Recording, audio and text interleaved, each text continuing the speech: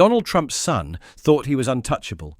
He'd built an empire on the backs of royal guards, using their faces, their stories, their pain to raise millions for his charity. What he didn't know was that one of those guards was sitting quietly in the back of the room, watching, listening, and waiting for the perfect moment to speak. And when Eric Trump made one final boast about the soldiers he'd helped, that guard stood up and said 7 words that changed everything. "Sir, I was never even there." What happened next wasn't just exposure, it was complete annihilation, right in front of Parliament, with the cameras rolling and nowhere left to hide. But before we show you exactly how it unfolded, drop a comment telling us where in the world you're watching from.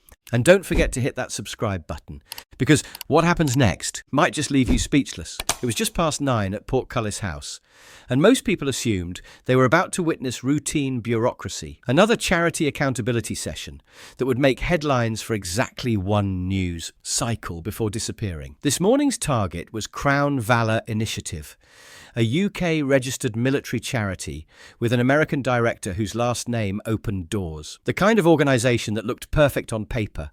Glossy brochures, celebrity endorsements, heartwarming stories about supporting veterans. Eric Trump sat at the front bench like he'd done this before. Navy suit, perfect tie, practiced smile. He exchanged pleasantries with MPs and nodded to cameras with the confidence of someone who'd inherited certainty that things would work out. Journalists in the back barely glanced at the witness list. One name slipped by without interest. Staff Sergeant Tobias Hart, former ceremonial guard participant. Nobody noticed when he entered through the side door. He was mid-40s, military posture, dark grey blazer. In his hand, a manila folder held shut with a paperclip.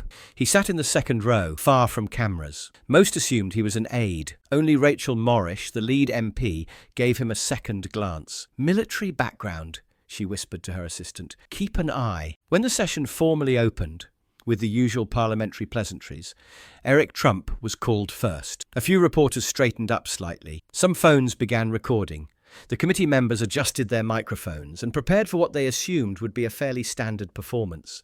Nobody noticed the manila folder resting quietly on Tobias Hart's lap. Nobody wondered why he had no legal representation or press handler. Nobody questioned why a man listed as a participant looked more like someone preparing for battle than someone preparing to offer supportive testimony. And absolutely nobody suspected that the most devastating moment of the day, the one that would dominate tomorrow's headlines and probably end a political career, would come not from explosive allegations or dramatic confrontations, but from a soldier who'd spent most of his adult life saying as little as possible. When Hart finally spoke, he would need exactly 7 words to begin the complete destruction of everything Eric Trump had built. But first, Trump had to dig his own grave. Eric Trump approached the microphone with inherited charisma. "We believe tradition doesn't have to be trapped in the past," he began. "Ceremonial symbols like the British Royal Guards shouldn't exist only behind palace gates." He clicked a remote. The lights dimmed and a promotional video filled the screen. Hollywood production values, sweeping music, slow-motion footage of uniformed guardsmen. Snow fell artistically. Children waved Union Jacks. Everything bathed in golden light. The video cut to what looked like a major military wellness event. Professional banners, impressive stage, speakers addressing crowds. Then the camera found its target. A guardsman in full ceremonial dress standing near the backdrop. Tobias Hart watched himself appear on screen. The camera lingered on his image for several long seconds, zooming in slowly until his face filled the frame. Every detail was perfect. The angle of his hat, the precise positioning of his hands, the expression of respectful attention that suggested a man deeply committed to service and tradition. "Invisibility is a kind of wound," Trump said over the footage. "We gave voice to those too bound by duty to speak for themselves." Hart didn't move. Arms folded, eyes forward, jaw controlled. But something flickered across his expression, brief, almost invisible. MP Rachel Morrish tapped her pen against the desk. "Mr. Trump, this video shows the Glasgow Military Wellness Summit. Was that formally reported to the Commission?" Trump responded smoothly. "It was a symbolic outreach event, more conceptual than physical. The impact was in awareness rather than traditional attendance." Morrish frowned. So no actual attendees, no physical venue, yet expenses were filed for travel and speaker fees. We believe in measuring impact over formality. Some chuckles from the gallery, but Hart wasn't smiling. He stared at his frozen image on screen. Trump gestured toward the projection. Men like Staff Sergeant Hart remind us that silence doesn't mean absence, it means honour. It was meant to flatter. But Morrish wasn't smiling, neither was Hart. MP Rachel Morrish turned to the second row. Staff Sergeant Hart, you were featured in Crown Valor materials. Can you confirm whether you attended these events? Hart stood without ceremony. He stepped forward with military precision, carrying the manila folder like equipment. My image was used, he said clearly. I wasn't. A few MPs exchanged glances. Cameras clicked from the press section. Hart opened the folder. Every page labelled and tabbed. He slid forward a glossy flyer featuring his face under bold letters. Keynote speaker, Staff Sergeant Tobias Hart, Retusin, Glasgow Military Wellness Summit. That event never occurred. I was deployed in Estonia, departure June the 3rd, return June the 21st. Event date June 11th. He passed the MOD movement orders forward. Morrish read the deployment details aloud. And the venue, Queen's Hall, closed for asbestos abatement that month. Council closure notice, May 28th. Another document slid across the table. Different MPs were checking council records, cross-referencing everything in real time. Morrish leaned forward. So you never attended this event, yet you were its keynote speaker, and expenses were filed based on its occurrence. Yes, ma'am. Did you give permission for your likeness to be used? No. Nor was I notified I'd been made the face of events I'd never heard of. He withdrew a speech transcript, multiple pages, with his name across the header. These are words I supposedly delivered. I've never spoken these sentences, never stood behind that podium. The chamber's atmosphere shifted. Journalists sat straighter. Committee members leaned forward. Hart withdrew a document marked with a bright red tab. This proves I was deployed when that footage was filmed. Estonia, October 30th through November 20th. Crown Valor claims this was filmed November 7th. Morrish scanned it. Let the record reflect a direct impossibility between the charity's claims and the witness's verified obligations. Trump leaned to his mic. The footage wasn't literal. It was symbolic. Hart cut him off quietly. You raised £1.3 million using my likeness. I was never notified, never asked. And I wasn't even in the country.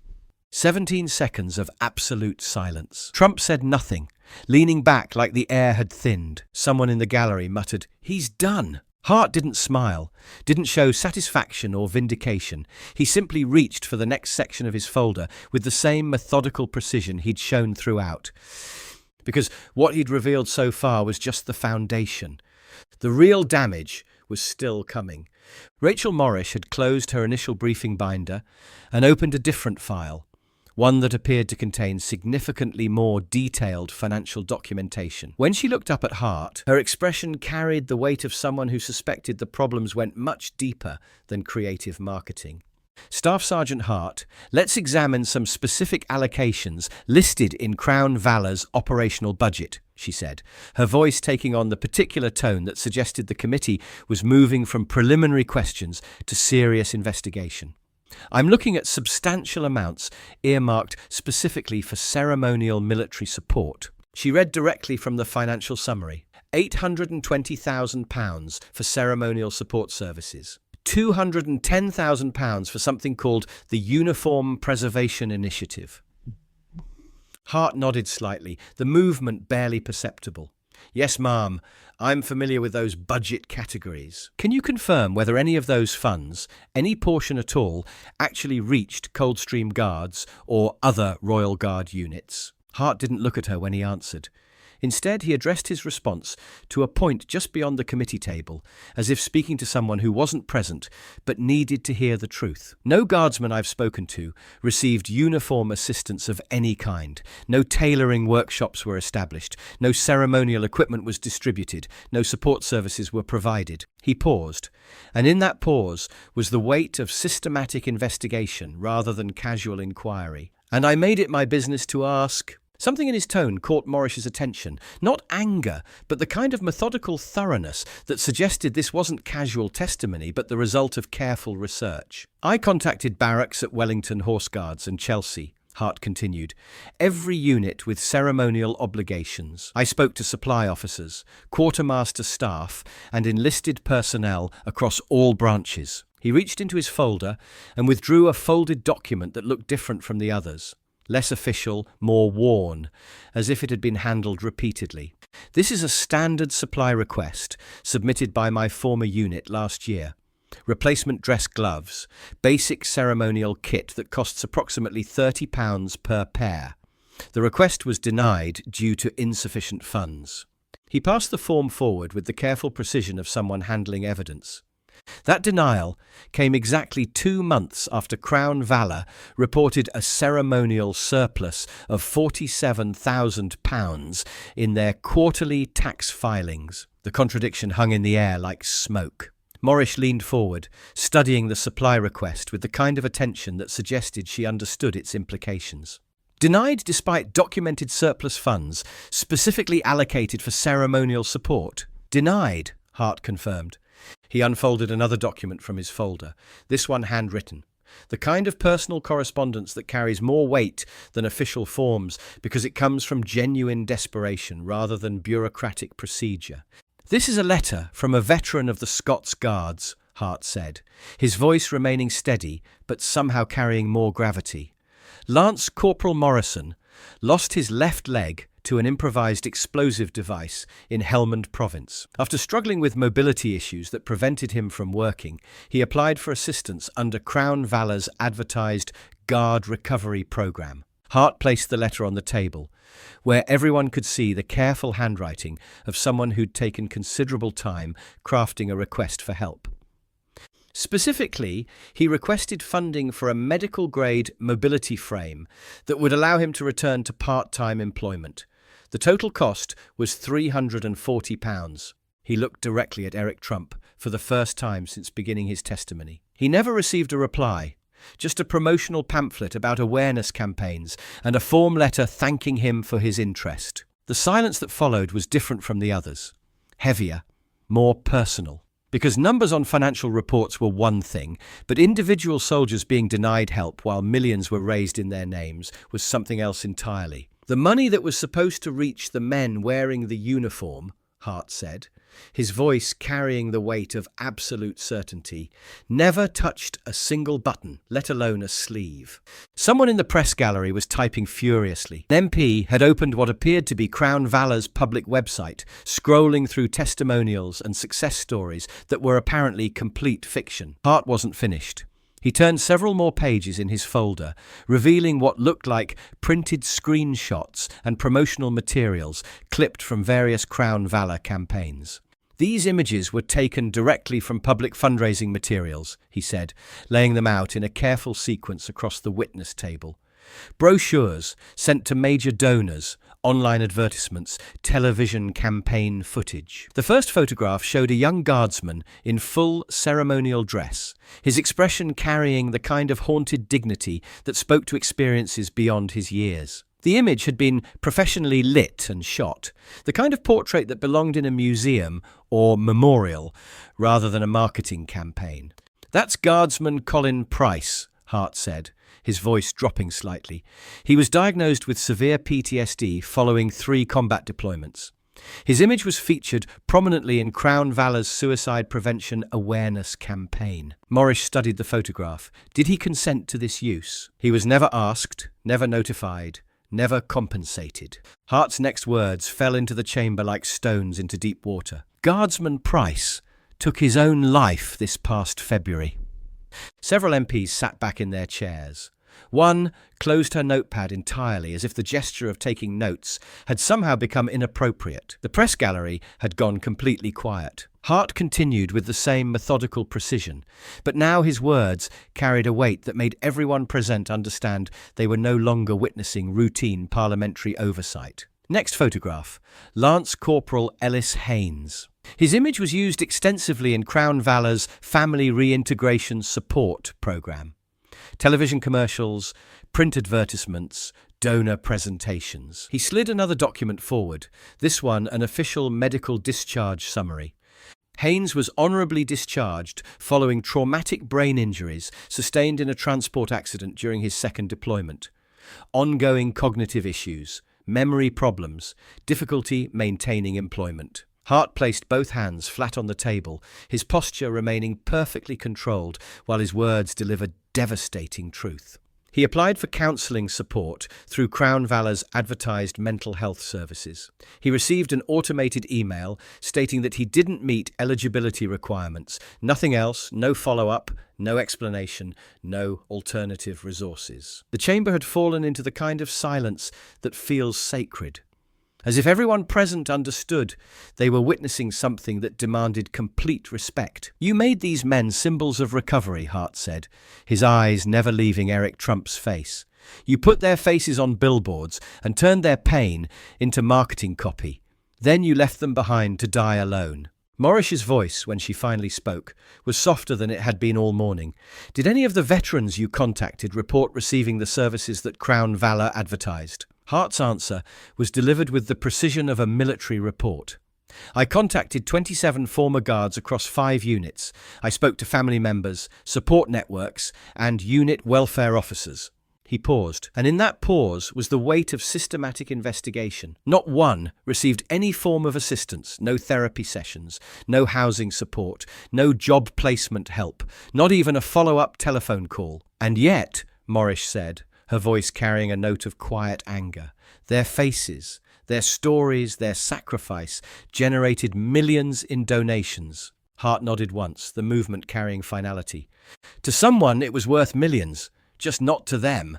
The chamber remained silent for nearly a full minute. Eric Trump had not spoken since Hart's testimony began in earnest, and his face had gone through several colour changes under the parliamentary lighting.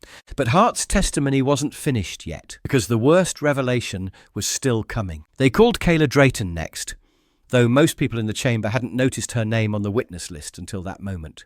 She entered through the same side door Hart had used, walking with the particular hesitation of someone who'd made a difficult decision and was still questioning whether it was the right one. Early 30s, professional but not expensive clothing.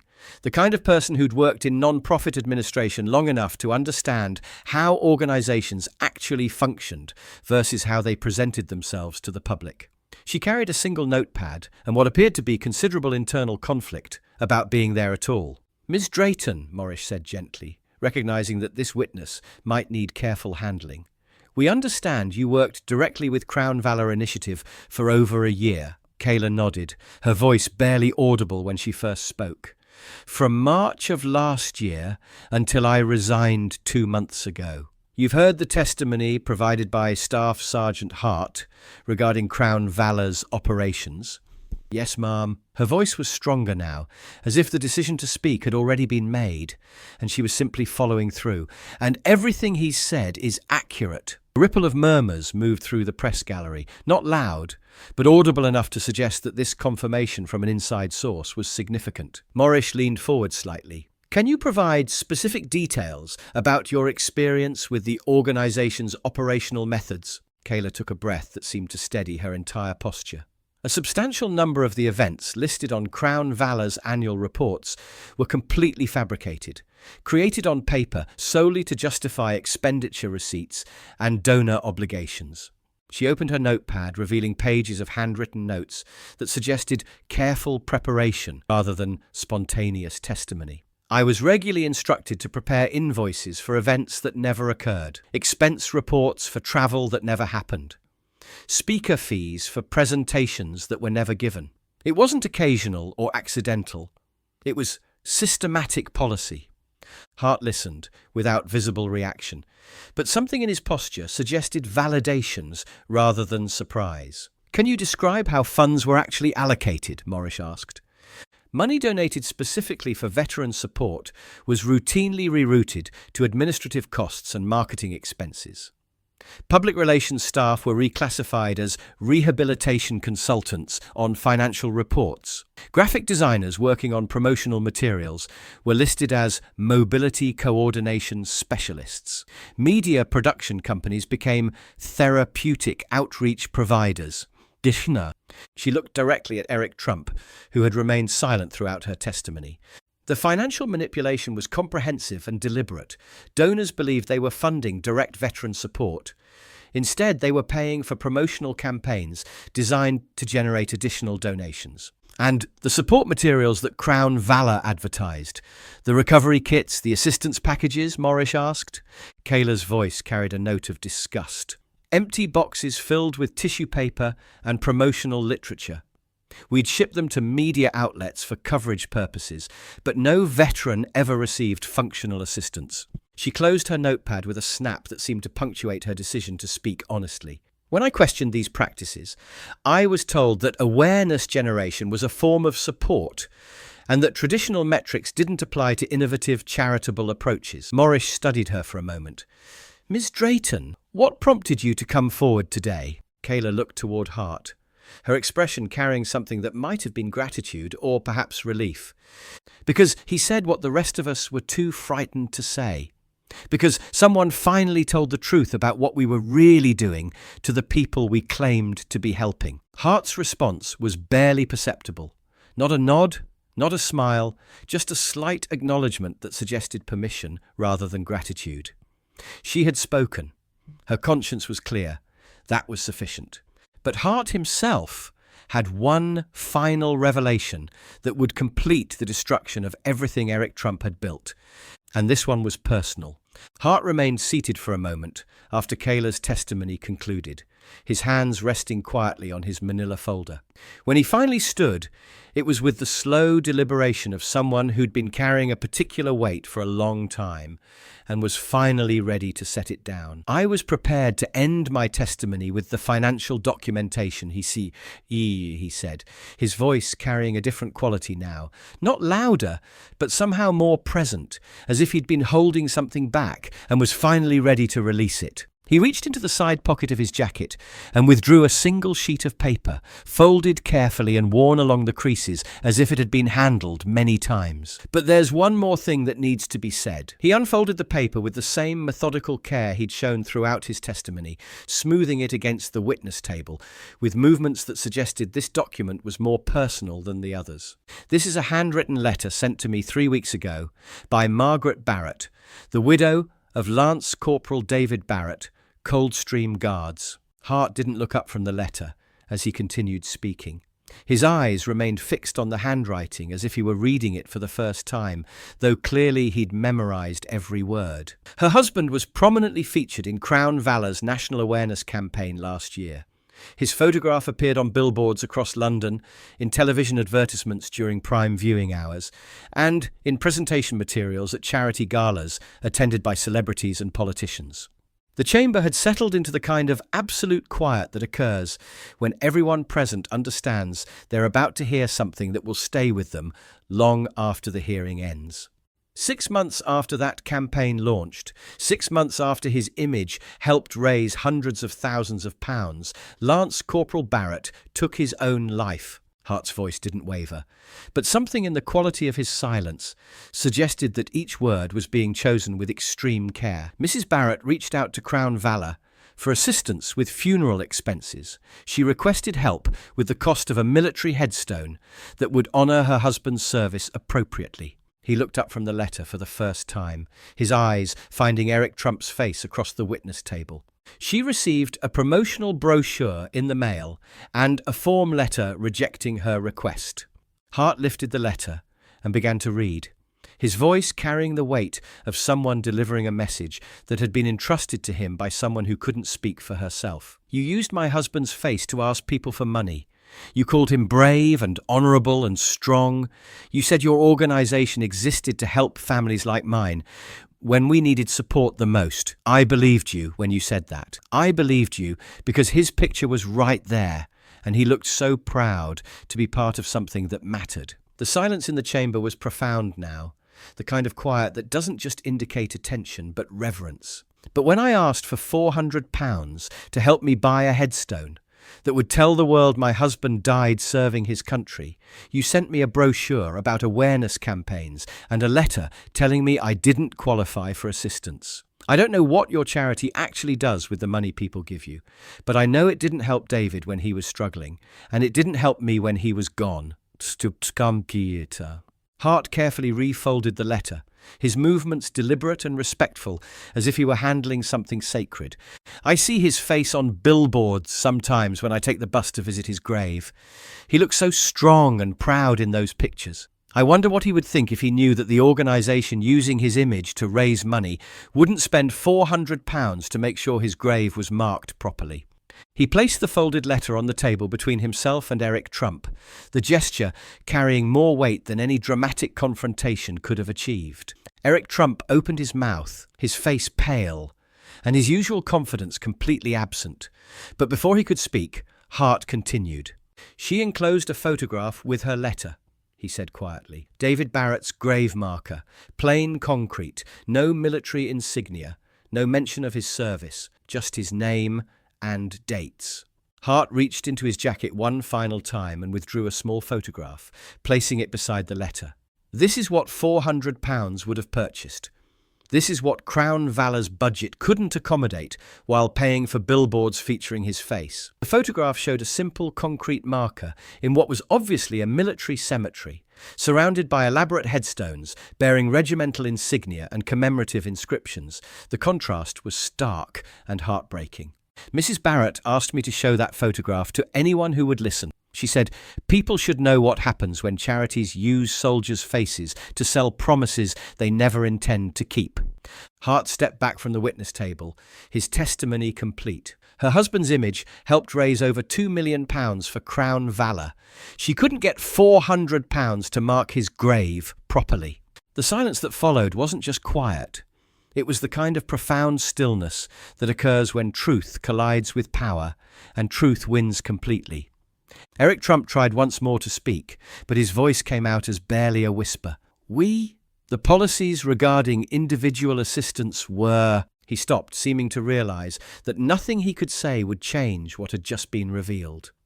Hart quietly closed his manila folder and tucked it under his arm. There was nothing left to say. The chamber remained silent for what felt like an eternity, but was probably less than 2 minutes. MP Rachel Morrish looked toward her colleagues, then back at the witness table where Eric Trump sat in what appeared to be complete shock. "I believe we've heard sufficient testimony," she said, her voice carrying the authority of someone who'd spent years making decisions that affected people's lives.